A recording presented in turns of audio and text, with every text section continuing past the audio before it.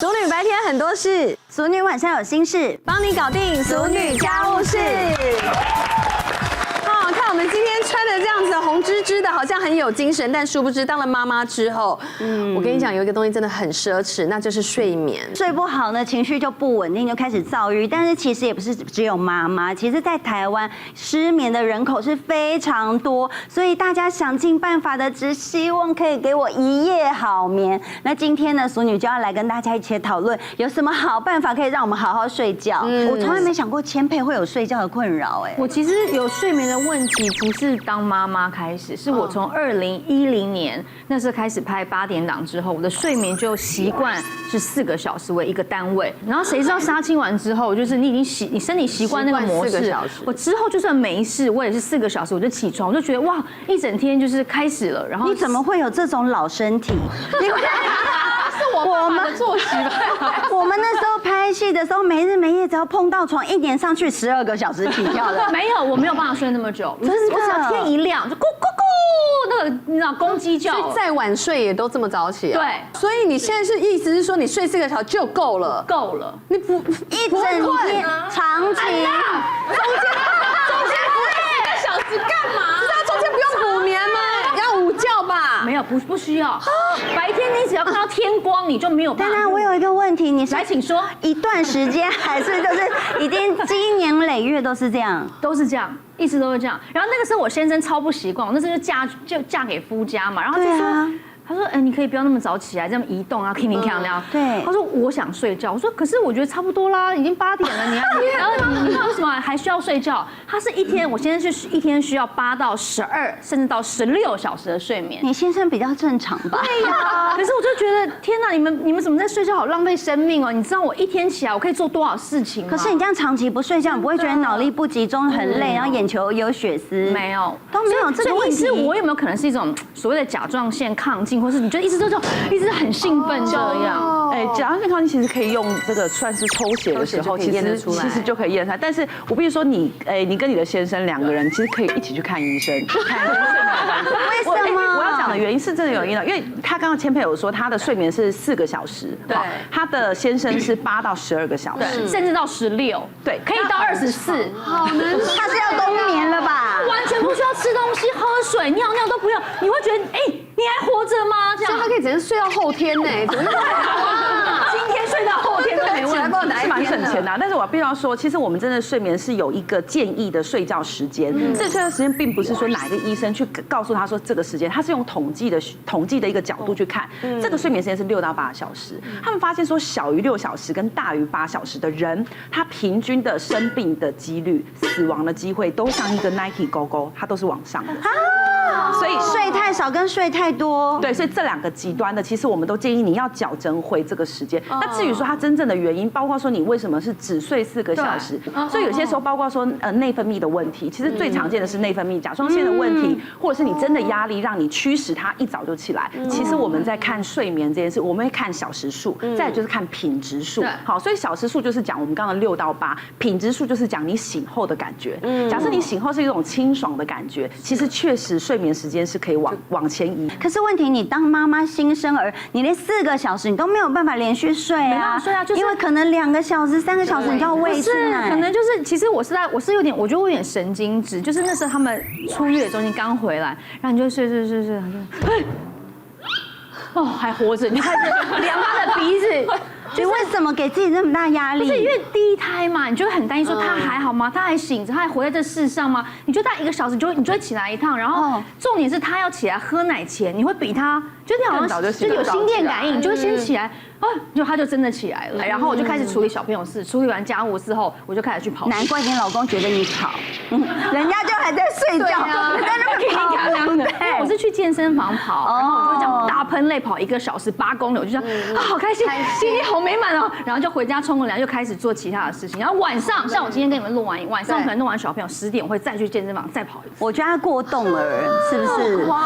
还是我生病了？他异于常人，我觉得你要把人我们的的人的一生想象成一台提款机，你现在其实是在提早提你未来的过度取款，所以我觉得你真的过度取款。虽然你的生活会很充实啦，但我觉得你可以适度的把一些这个扣打弄到以后再用也 OK 啦。其实已经很好了。像我正好是跟千佩是相反的，我是反而小孩开始去上学的时候，我就开始处于睡不着的状况，然后我最严重有时长达1年半的时间，我都差不多平均是2天睡一次4小时2天睡一次。你是因为忙还是自己睡不着？我会想说，小孩好，我等一下把他送上课之后，那家里是不是还有哪里需要做？我是不是要晒个衣服？想完家务之后，我就在想说，那他们今天晚餐要吃什么？他们今天几点下课？然后好不容易一整天都忙完之后，就发现。天哪，我是不是现在闲着没事做？大家都已经睡着，感觉好像不需要我。那我现在到底还能做什么？我觉得整个人生的那个重心瞬间就是没了。然后我就想说，天哪，我到底该怎么办？然后第一天可能睡不着，第二天就觉得天哪，昏昏沉沉的一整天。然后到晚上，我就是真的被那种感觉棒球棍这样子重重一击，我就会好睡着。然后等我醒来看，就想说。怎么才清晨5点？我不是刚刚才睡吗？然后就变成一直反复1年半的时间，都是2天睡4个小时这样。1年半的时间都这样，你身体会亮红灯呢。我是有一天突然就是小朋友餐桌他在吃面包，然后面包屑就是。我觉得现在想起来会觉得很合理，小朋友吃东西就是会掉屑什么的。可是我是突然看到那样子，我整个情绪爆炸，你知道吗？我说你们俩在搞什么啊？吃个面包都可以搞成这样掉了满地，有没有搞错啊？哈，嘴巴是破洞什么的，就各式各样的话，我就是这样子，就一直叭叭叭叭这样一直讲。然后我老公是有一天他忍不住，他反而换他来骂我了。他说：“我觉得你应该要去看精神科。”然后我说什么意思？你现在当我神经病是不是？然后他就滑他手机，跟他说：“你昨天在骂小孩的时候，我录下来，你自己看一遍。”然后我那时候拿起来看，我就是真的像疯子，泼妇骂街，就一直在那边。所以老公可能有发现你的情绪有点不稳，我后来就去看身心科。你真的有去看医生了？我真的去看医生，因为我那时候还严重到我不知道是不是会有影响因为医生跟我说我有睡眠障碍加上焦虑症，所以我有时候发现我突然心悸，我会就是这样子手抖，而且我是抖到有一次我妈说你最近。是偷吃什么药还是怎么会？因为我夹菜是这样，我还要另外一手。好可怕，妈妈吓坏了吧？对，我妈就吓傻。那后来医生就说好，我现在就是开2种药给你吃，就是吃安眠药，再来就是吃一个抗焦虑的药。然后但是这个有一些副作用，就是也许你可能之后会觉得。没有什么情绪起伏，但是你也有可能会梦游。所以就是我后来听朋友就是有一些案例，他们吃完安眠药之后，其实都有那种什么去冰箱拿生肉吃的也有，到隔天发现的也有。对，然后我婆婆还觉得说你这样子不行，我觉得你可能是。卡到音还是怎么样？他还去拜拜，然后叫我吃平安米，就一整家的人都为了那种。所以你真的有梦游吗？据我老公的说法是。我吃完药之后，我就是穿睡衣，然后一件内裤，然后我就是很像那种失神一样，我坚持跟他说，我一定要把厨房的那一包垃圾，我就是要拿去丢，我就是衣衫不整，我就很坚持说这一包垃圾一定要拿去丢。那包垃圾应该对你很重要哦，很有责任感的你。然后我自己都不知道，然后他说我就瞬间断片，因为我醒来的时候我是那种这样子躺在沙发上醒来，我想说。天哪，我怎么会睡在沙发？因为我很坚持要回床上睡觉的人。那你完全不知道你自己在干嘛吗？完全不知道自己在干嘛。可是我有可能会这样子吗？就吃安眠药真的会变这样吗？会断片吗？有会断片。我有朋友老公，他就最怕她老公就是又喝了一点小酒，然后又去吃他的那个安眠药，他就会断片，就像喝醉断片一样。他就譬如说打电话给他的哥们，打电话给他的闺蜜，然后就这样 I love you， blah blah blah blah， 就是会一直撸一直撸。你知道我有多爱你们吗？然后怎样？然后就是会很像喝醉酒那种在撸人家的那个状态，然后他都不记得。我必须要帮这个安眠药做一点厘清，不是所有人都会，他会有一小群人，他会出现这个症状。所以如果他出现这个症状，是不是就要跟医生说？对，如果假设你是这种型的，第一件事情就是确实这个药你就不能吃。但是所以他第一个是药的种类，这个就要跟医生讨论。但是也不要太担心，然后不是每个人，我们自己在开立你刚刚说这种药的时候，也不是人人都有这个状态。所以如果你都没有，你今天转到这一台，你不要因此就急着换药，应该还好。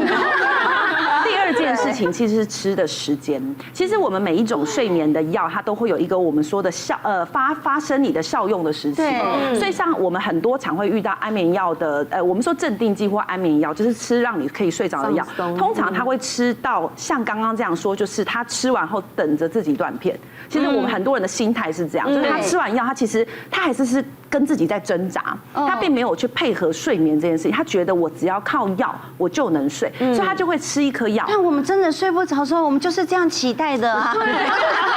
我就是想睡觉。如果我可以自己睡着，但我不就自己睡就好了？应该是说他会可能是吃完药还在做事。我的意思是这样，就很多人他其实是吃完药在等待那个打晕的感觉。他可能吃完药，他还是开了一个连续剧在看，因为他会希望。其实不行，我们会是建议说，当你吃完药大概15到30分钟是平均的一个安眠药会发生效用的时间，你就要在大概15分钟到30分钟前吃完后，你就要躺在床上，并且放下手机。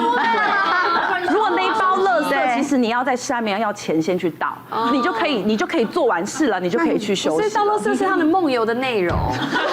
真的想到了，没有，他可能是那一天吃药的时候吃之前没有倒垃圾，就一直卡着一件事情没有做。我们遇过比较更严重的，就是真的刚刚跟观众分享，假设你的家人有在吃安眠药，他有经历过类似的情况，真的你就带着他去改药，就是改药就好了，他并不是就没有办法解决。对，我遇到的案例一，他早上起床，他俩说你为什么晚上半夜2点半，你去某某全家好买了一个这个像是一杯果汁，问题是呢，这一个他的便利超商是离他们家需要开车2分钟才能到的距离，然后呢，很确定的是因为它上面是会写他的那个半夜2点多嘛，然后那个结账的单子就是写这个果汁，对，就放在桌上。然后后来他回去，真的，他半夜是吃完药，他完全不记得，他开着车不知道怎么样去便利商店买到了这个果汁，再开回家把这个果汁的发票放在桌上。第二个是他真的是家人有这个警觉带来，是这个阿公已经吃这个药一段时间，他也都觉得很好，可是因为家人发现半夜的时候阿公会起来煮泡面，问题是煮泡面没有加水开火，所以呢，他半夜是闻到烤焦味，可是已经1-2次了。阿公会不会比较喜欢吃炒泡面？这个要问阿公本人，他不记得啦，他不记得。因为像这2种都是属于真的会危及到安全跟生命的。如果你有类似这种的，我们就是真的建议你一定要把药改了。那但是你说这个药它到底会有什么样的这个所谓的梦游或者是断片症状？其实并没有一个统计说比较会特别做什么行为，就是这个行为如果是有危险的，或是有这个行为的，那他可以改药的，我就觉得你就改一下试试看，你就试试看别的方法啦。毕竟每个人的体质不同嘛。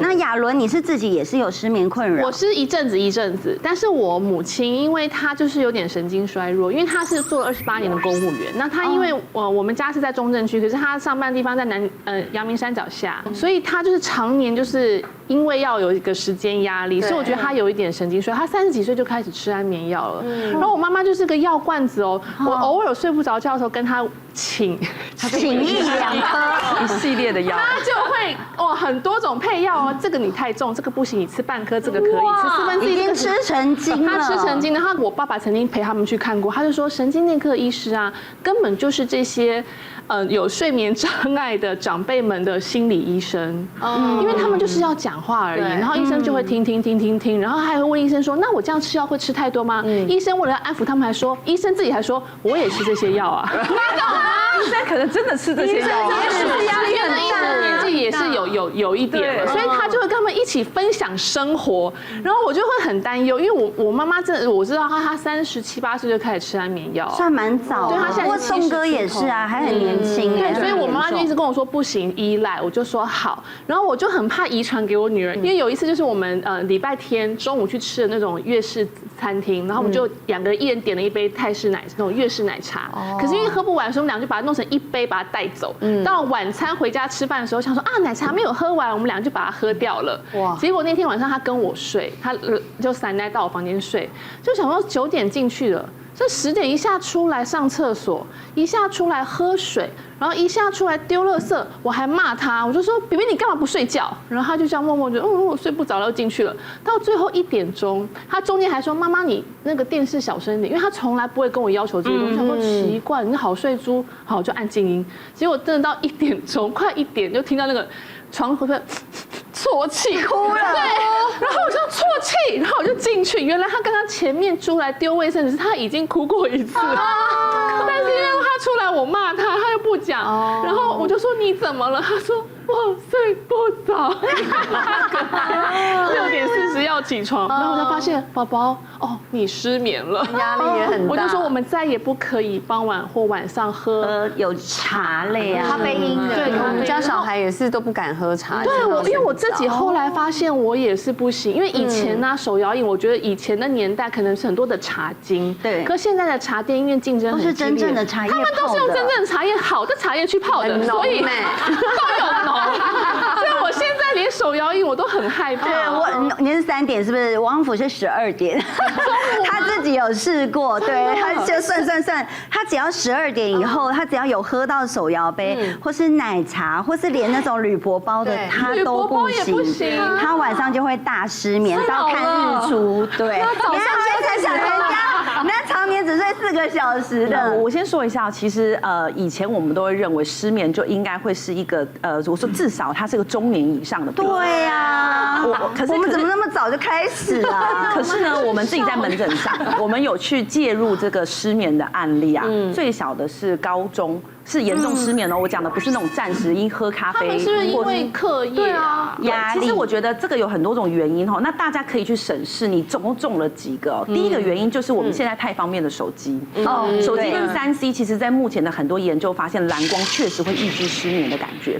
所以假设说抑制想睡眠的感觉，对，因为我们的睡眠需要一个荷尔蒙的上升，就是我们所知道的褪黑激素。褪黑激素的抑制就跟蓝光有一点关联，或跟白光有关。所以当你到半夜的时候，你还是开着很亮的光，那你身体就不会驱动想睡眠的感觉。难怪觉得手机怎么越滑精神越好，一直加入购物车这样。加睡不着的时候，我还想说，那我再起来滑一下手机，应该会累。结果越滑越兴奋。那时候就是只能看一些很无聊的书。对，其实我觉得看书很有用，很催眠。对，看书会有用，听东西会有用，所以我们通常建议你弄这些行为的方式。那第二个，我们发现普遍上有一个叫广泛性焦虑症。广泛焦虑症意思就是说，其实我们很多事情是会该焦虑的，这个是正常的。比如说你明天有大考，这个该焦虑是正常。但如果你连琐事都焦虑，琐事就包括说，哎，我家的衣服没洗啊，对，没到，这些可能它短期内不改变，或者是它改变了不改变，并不会造成太天崩地裂的事情。可是你的心中对它的定义就是天崩地裂，因为惦记着，你可能是真正我们说广泛性焦虑症的其中一个原因，导致了一个失眠问题。那我觉得千佩他是不是对自己要求也比较高，完美主义？他这样子算不算也是一种焦虑？可是千佩有一部分是这个，但是另一个我先跟你分享，因为那个我印象好深，他是我以前的一个算是一个朋友，但这朋友当时来看我们的诊，他因为他本身是个艺术家、音乐家，所以他就跟我说啊，他这个觉得他最近的艺术那个气息整个大爆发。他怎么大爆发呢？他可以半夜只睡2个小时，为什么？因为他觉得那个思绪来了，就是该写那首歌，那个旋律就是把它写完。可是他觉得很困扰，因为他每次这个旋律直到了晚上就会出现，只有晚上有，所以他平均一天睡2个小时。可是因为他是个男孩子，那说这个失眠又是个艺术家，就会觉得对不起你。很多人都在夜晚夜深人静的时候，我们的灵感特别的踊跃，对不对？多少的剧作就是在半夜当中而被创造出来的，还有很多的深夜抱怨文。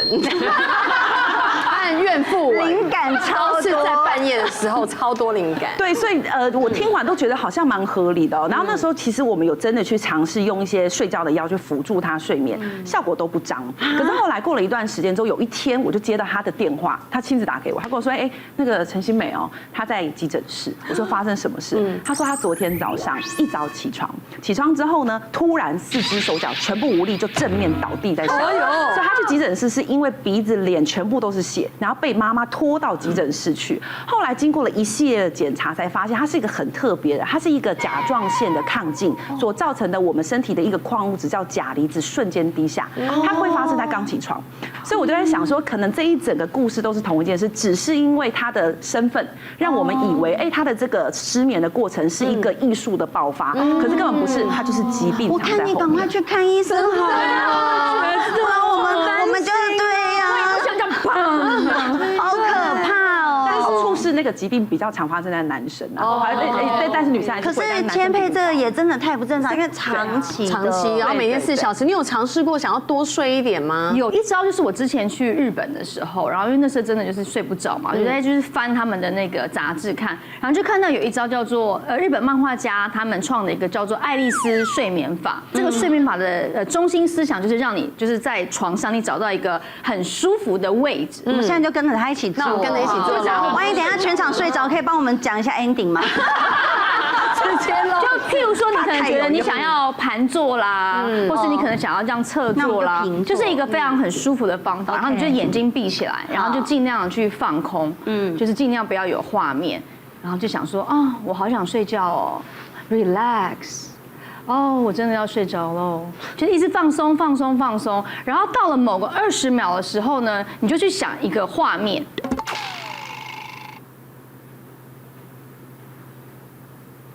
什么画面？不好意思，我在想很多画面，我不知道你们脑中的画面是没电的吗？我刚刚整个脑中画面想说，那现在谁做 ending？ 因为这个爱丽丝睡眠法就是这样，我觉得它是一种。那你试过有用吗？所以他讲到说，你想象一个画面，他就会停住，是不是？就是一半会成功。其实我后来去研究它的中心思想，我觉得是这样，它是一种冥想的办法。为什么人家常说打坐的时候你会担心？豆菇会豆菇会打盹，就是因为太无聊了，就是你可能意思就是因为完全放空，所以我跟你讲，这个因为我也是太常失眠，这个方法有一点像是我们常常瑜伽课上完之后，不是躺在地上吗？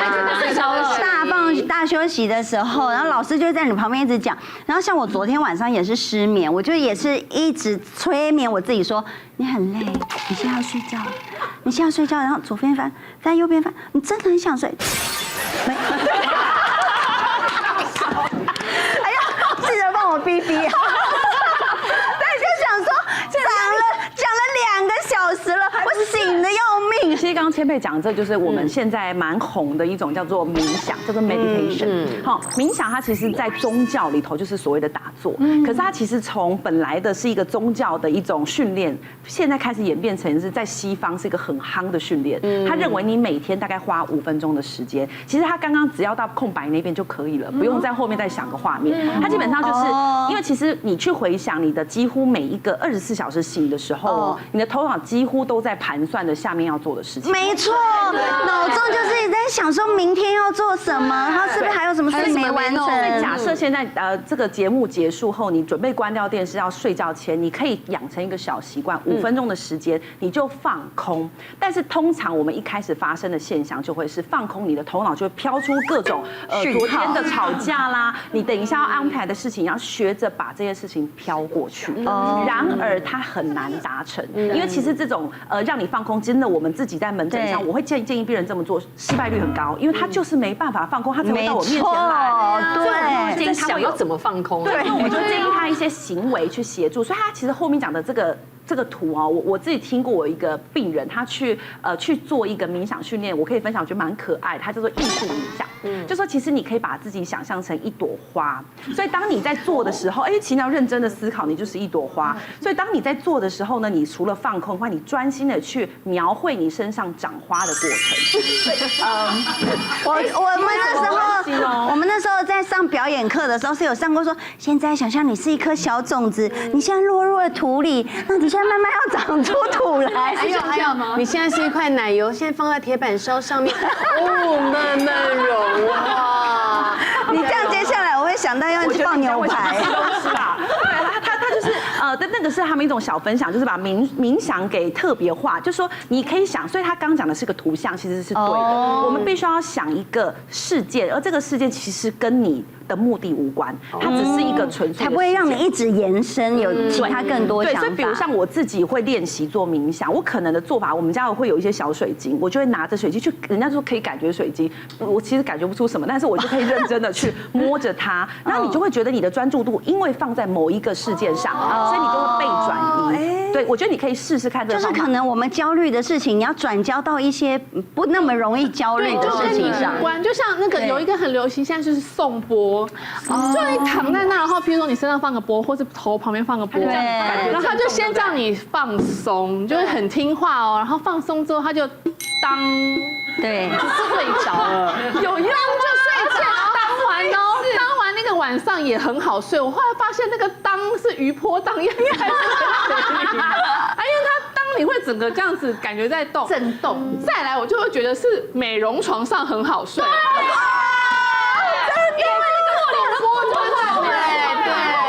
不对，我连去种个睫毛，然后就上去了，然后棉被盖到这，盖好盖满，然后他开始卸睫毛的时候，然后就自己这样，好糗，然后每次醒着，我还把自己吓醒，我就自己先在咳嗽，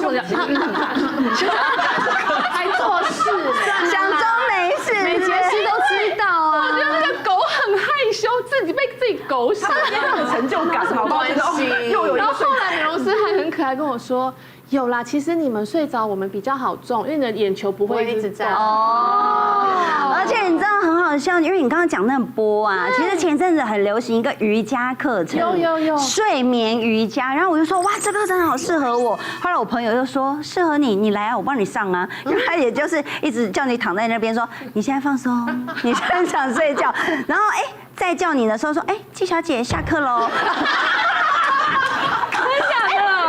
不过，因为我之前老师也太好赚了吧？因为我之前有去瑜伽大休息的时候不是很好睡嘛，对然后我现在偶尔我会自己在家里拉筋，就是晚上睡觉前我在床上会拉一些筋，就腿啊，然后就是这样走来走去，然后你发现很累的时候，我就自己说我大休息喽，我大休息就会觉得好睡。再来一个就是你不是说你睡着的时候你会看到猫也睡，老公也睡，对，大家会睡啊。我跟你讲戴眼罩，它有一点点压力。我跟你讲，眼罩还有个好朋友，眼罩一定要配耳塞，真的。德国的耳塞，我跟你讲，尤其是像我们有养狗狗，或者是有养小朋友，你我还把狗狗放在小朋友前面，然后狗狗走路，他们我就会立马醒了。然后小孩也是啊，早上起来只要开个门，或是外面开个水龙头，然后你就会醒了。那时候真一把火，所以耳塞我觉得超好用。可是为什么我用耳塞，我反而会一直听到自己的心跳声音，然后就觉得我心跳好大声，然后反而觉得那是一种干扰。而且不跳是不是？而且戴耳塞一开始我只是塞进去，后来知道说你要卷塞进去，没错，你要压着30秒，让它慢慢在里面膨胀去，回来，贴合就真的，然后你会听不到手机的闹钟，因为你手机调第一个你就听不见，第二个也听不见，你要调闹，因为我有时候戴耳塞睡太沉。早上会听不到闹钟，好可怕！所以闹钟要调第3个以上。我听过的是一个就是成功人士睡眠法，贝克汉使用的方法。以3的倍数去睡觉，什么意思？就是你可能睡3个小时、6个小时、9个小时。据说他是用这样子，他一天睡6个小时。我要睡6.5小时，还要说不准，你先起来了。对，你要设闹钟。这个的想法是，你睡6.5的时候，你会比睡6来的累。还要累。那逻辑是什么？我不知道。他说就是用3的倍数这样，他觉得对369，然后但是你就不能再睡超过，然后你睡这个时间就是一定要369这样子。所以杨千霈小姐，你一天睡4个小时，要么是3，没有6.5吗？就是听说7.5可以，但是就是6，你的4不行，因为一开始成功人士，那你睡6，怪不得不成功啦。因为我也试过什么7.5，然后但是我觉得那个369，其实我自己试到后来，我觉得有一点可怕，是因为我就一直卡在那时间，想说天哪3个小时，然后我就会设闹钟，想说。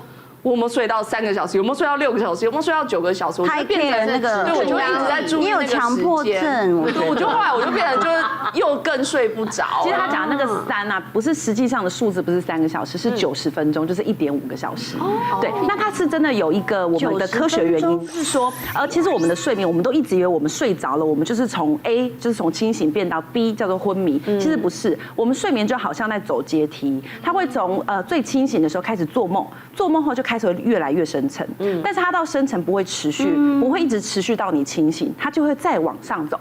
就会走到浅层，从一个浅层走到深层，再走到浅层的过程是90分钟。所以他们其实对，但是你说这个成功人士的睡眠法，其实它真正的背后含义说，假设今天你会睡眠剥夺，就是说假设我今天我平常都睡6个小时，可是我今天真的没办法，我要做个简报，我一定只能睡小于6个小时，就请你以1.5的倍数做单位来睡。所以1.5，那我说我要再多睡半个小时。不是，你是全部都要多睡，你不是只有那一天。对，我们讲的是特殊时间，所以比如说假设你明天要准备大考，可是你觉得你就是读不完，这时候你就可以设1.5的倍数。但是很多人说了之后分享觉得没有效，为什么呢？因为你错估了你入睡时间。所以通常我们要把1.5的倍数全部假设我要睡3个小时、4.5个小时、6个小时、7个半小时，接下来你要大约概括的加上你入睡的睡着时间。所以比如说你平均你自己觉得你大概都要转个15分钟才会睡着，你要把它再加15分钟，否则你就等于睡到它的一半你就醒来了。对，所以这些小美感，所以照你来说的话是可以有用的。在短期有用，所以为什么他会特别去讲成功人士，就是只说假设你在短期要冲刺的时候，可是你就没有这么多的睡眠时间，你就故意这样子去设定，它会让白天的那个精神感，就是你起床那种就是觉得疲惫感，其实是会相对下会减少。因为我真的有发现那些手机不是有那个可以测自己深层睡眠的功能吗？其实我们的深层睡眠其实真的是大概1个半小时你有1个半小时深层的，我的深层睡眠都只有10几分钟对啊，我都是10几分钟，最久的一次是20几分钟。真的假的？那我像我妈，她明明在我旁边，她打呼，然后她忽然就起来就说：“我说你刚打呼。”她说我根本没睡着。很多长辈为什么啊？而且其实他的感觉他没有说错。好，为什么呢？因为当他在打呼，他的睡眠很浅。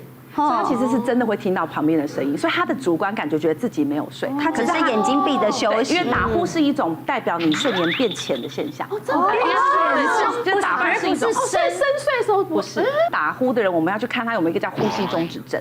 但是呼吸中止症就等于你的睡眠品质是差的，所以其实这个是刚好连贯的，所以其实他也是可能要关心一下他啦。对，你看大家为了要睡觉，真的是用了多少奇奇怪怪的算术的方法也上来了。其实还有很多人为了要解决这个睡眠的问题，大家就是一个仪式。像我有时候也会配那个喷那个助眠的那个香氛，有这边有，它其实是喷在那个枕头上面，它就有香味。然后还有像这也是很知名的牌子，它也是助眠的一些香氛，就是用这种香氛疗法，不知道是不是也是有用的。其实香氛疗法的有些人会去学所谓精油疗法来帮忙舒压跟香氛哦。他们其实在我们真正的身体的机制来讲，它是嗅觉引发你感受到一个情境是让你舒服的，嗅觉会帮我们去联想到一些特殊情境。所以其实有一些研究会发现，比如说我们在大考的时候，你特别用一些香味，会刺激你的记忆力比较好。所以它其实是有类似这样子的一个概念。但是当然，假设今天你压力很大，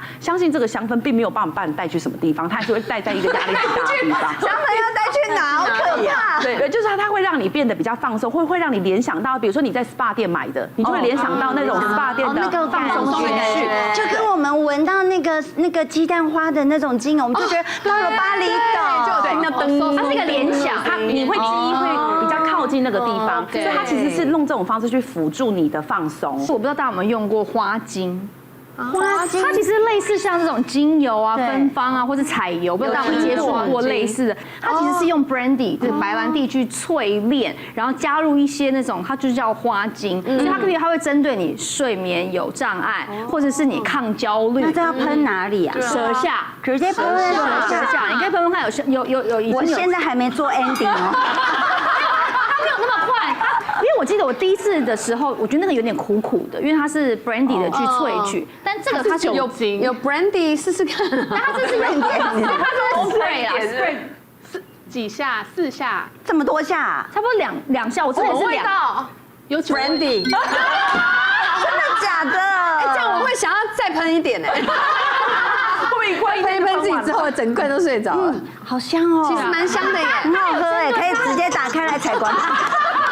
直接干灌就对了，感觉有点没有过瘾的感觉。因为我记得我之前一开始买它很小一瓶，我那个更浓缩，然后这个是比较应该有稀释过的，所以它是就是还好比较淡，很想续杯，对不对？我再喷3下。我觉得你们都一群酒鬼，好不好？我们要特别提一下，其实真的我们在临床上有一些妈妈，还真的妈妈比例高，也可能是妈妈才愿意就诊哦。她会因为这个孩子的压力等等，就会开始在睡觉前，她必须得来一杯小酌。后来就发现这个小酌变大酌，大酌变一整罐。哎，真的，那酒量真的不能练，练起来真是不得了。对。可是假设你已经在我们刚刚讲的这个从初阶幼幼班变成进阶版，变成是高阶版，可以一天喝掉1罐的这种，当你已经进入这个流程，其实你就要小心几件事情。这个流程中，我们发现这个喝酒这件事情，当他把喝酒当成助眠的一种方法，它会去减少我们睡眠的品质。所以换言之，你会去体会到的是，一开始喝酒很有效，可是后来第一个剂量要上升，第二个你睡眠起来的那个清醒度的那种满足感好像就下降，所以你需要把你的睡眠时间，第一个酒量要上升，第二个你的睡眠时间会拉长，所以你就会发现你进入一个恶性循环。其实这种恶性循环有一部分的原因就是来自你喝的酒精。那另外我们也发现有些人饮酒来入睡跟他的情绪有关，很多饮酒入睡他其实是为了放松，可是放松带更进阶，有些人其实是情绪有一些负面情绪，所以我们有些人他其实当他是因为喝酒入眠，我们真的有少许个案最后是同时请身心科协助，因为他其实是有忧郁症，只是忧郁症他第一个表现叫做用饮酒来表现，所以这些我觉得大家都要特别的留意，他可能就是你身边的这个另一半啊，或者是你自己本身的一个警讯，提早找到其实是比较好的。那我先喝了，完整研究，先是感觉陈医师等很久这样。专业讲好了，很敬业的把那一趴讲完才是。那亚伦还有试过什么其他方法？其实我有试过各个方法要入睡，然后就是也会有看医生，然后试偏方啊。其实我觉得睡不着的时候，就是生活作息会很不正常。譬如说我早上补眠，可是这其实整个的身体就是大乱，或者是你晚上睡不好，早上起来情绪不好，皮肤不好。其实皮肤不好，我情绪就会不好了，因为你就看到自己的脸色很差，然后可能又会，譬如说你会忽然是去怒吃，然后就会发胖，就是整个状态我觉得都很不好。然后前阵子我就听到很多朋友在就是他们有在试一个这个很多女明星都在用的一个产品，升级女王版的这个蜂王乳的夜酵素。哇，亚伦今天来造福大家。对，然后我吃了一阵子，我觉得真的很棒，因为其实它里面的一些成分，就像我们以前就是补充一些营养品一样，它是一个3合1的一个就是睡眠神器。然后晚上我就会觉得是可以睡得深、睡得好，然后又可以边睡边美容，因为我会觉得就是在它里面很多成分里面还可以越睡越窈窕。这也太好了，真的，因为就是它是一个冻龄女星代言的嘛，然后它现在就是一个升级成分，就是有加入蜂王乳，那蜂王乳还有加上那个芝麻素这2大成分。那我们也知道蜂王乳以前不就是那种小小一罐，然后还要看这个剂量多少，好，有些多吃也不行，少吃也不行，它就是做一个黄金的比例放在这个一定里，就是它是定状的，就是一定里面。然后呢，在里面还有那个芝麻素。那以前人家说芝麻素，那我就吃芝麻糊啊，然后吃1把大芝麻，然后发现芝麻热量超高的。对，如果要达到真的可以助眠的那个量的话，对，那已经发胖了，所以我就觉得这非常方便。对，应该是说我们都知道，就是芝麻是好的，但是我们要知道芝麻在5公克就是算1份的油脂，这么多，对，所以我们每天的吃的量是有限的，所以我们真的没有办法，就是从芝麻里面去摄取到我们想要达到那个芝麻素的需求量。对，因为其实芝麻素这个东西呢，其实它很稀有，因为芝麻里面就是1颗就是不到1%。对，所以我们变成要用比较专利的技术去把它做一个萃取。那为什么大家都说这个芝麻素是可以帮助就睡眠呢？因为这个日本他们有去做一个研究，所以它就是可以帮助我们，就是让我们睡眠的品质会比较稳定。对，而且其实它的那个里面有含比较多的一个维生素 E， 它可以帮助我们抗氧化。所以其实以整体来讲，它就是算是一个比较不是单一，它是算是一个比较复方的方式。对，而且一听到维生素 E， 不就可以帮我们抗老？对，就是睡美容觉的意思啊。对，而且它里面还有一个帮助睡眠的成分，就是 GABA， 其实蛮有名的一个，它好像是个人体的氨基酸。我就会觉得它就是好像会让你到了枕头就会黏住。我们刚讲我们会不容易睡着，是因为我们会就是一直想很多事情。对，那这个 GABA 呢，它就是会让我们的思绪会比较稳定下来。所以当我们要进入一个好的睡眠，一定要让我们的思绪慢慢的稳下来，对，然后才入睡，然后才有好的睡眠品质，然后当中我们身体才有办法做很多的一个正常机能。所以这个 GABA 就像一个开关，所以我们把它补充足量之后，我们就可以帮助我们稳定，然后进到入睡的阶段。而且我刚刚有说它就是越吃越美，越吃越窈窕，就是因为它里面有一个那个立体塑的专利配方，就是会让我们晚上睡觉的时候还可以加强代谢。这个是我非常需要的。对，因为这个就要牵扯到我们人体的荷尔蒙嘛，就是我们如果好好睡觉，就是睡一睡就是好好睡可以变瘦。那你如果睡不好，就觉得容易发胖，但就是跟我们身体荷尔蒙有关系，就是跟我们的受体素跟饥饿素。当我们睡不好或不好睡的时候，你就是会很想吃东西。对，即便你不是很饿，对，你只是有时候就是想吃，但是这也是合理的，因为我们人体就在分泌我们所谓的饥饿素，那这时候受体素它就会下降。所以当我们这个专利配方它补充进来的时候，它是可以增加我们的那个受体素的分泌。所以当我们好好的睡觉，我们自己本身也能够分泌比较多的受体素，然后又有这个专利的配方，所以你就是一个相辅相成。所以就是我们没睡好的时候，我的受体素就一直下降。对，所以你就不能怪我现在这么肉，一切都是有原因的。原来是对，找到我根本要改变的事。对，所以有这样的配方调配好之后，你就会好睡，然后又可以健康，很方便，对，又方便。那我觉得就是最重要的是睡了之后，还有要怎么样提升睡眠品质呢？最后其实可以给大家一个我们真的我们是在做睡眠行为治疗的时候，大家可以尝试的一个方式。我相信大家在晚上睡觉的时候，都会想要在你觉得睡不着再硬睡。好，那我们其实有一个我之前以前出过一本书，然后这本书里头的一个理论，这个做法叫做15分钟循环。什么意思呢？其实我们躺在床上，我们据统计，当你超过15分钟到20分钟，你其实头脑一直在转，你再躺下去，它还是睡不着。所以我们通常建议，假设你今天其实有意识到你睡不着的行为，请你先起来，开始去做一些事情。第一件事情叫做你改到另一个房间，到一个可能开灯，或是隔壁的书房，开始做一些你可能会担忧的事。